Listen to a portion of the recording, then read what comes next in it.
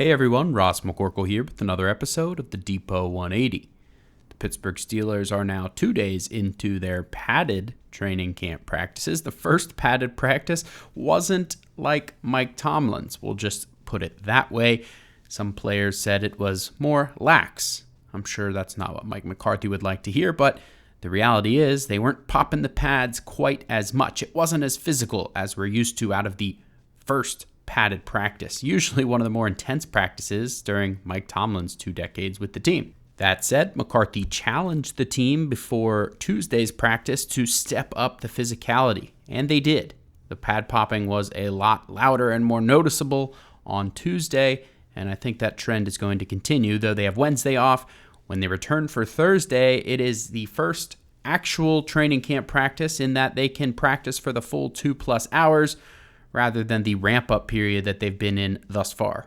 The Pat McAfee show was in Pittsburgh on Monday, and CBS Sports was in Pittsburgh on Tuesday, so plenty of players spoke to the media, on top of the normal Steelers.com videos that come out daily. Of course, Aaron Rodgers grabbed all the headlines, and I'm not talking sports headlines, I'm talking national headlines for his controversial words, we'll just put it that way, on Anthony Fauci, COVID, and a bunch of other topics that I don't want to get into here. It caused such a stir that the Steelers actually issued a statement via their PR rep, Burt Lawton, more or less saying that players can have whatever opinions they like.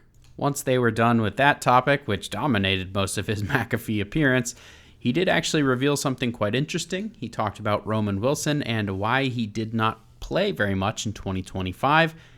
It's never been specifically stated, and he still didn't put it in plain terms, but he did say that Roman Wilson last year was running around like a deer, bouncing around, kind of playing out of control. He said he's more under control this year. He said he's more finely tuned as a player. It sounds like the arrow is pointing up for Roman Wilson, and we've seen that so far at practice. The other standout so far, Asante Samuel Jr., we talked about him last week.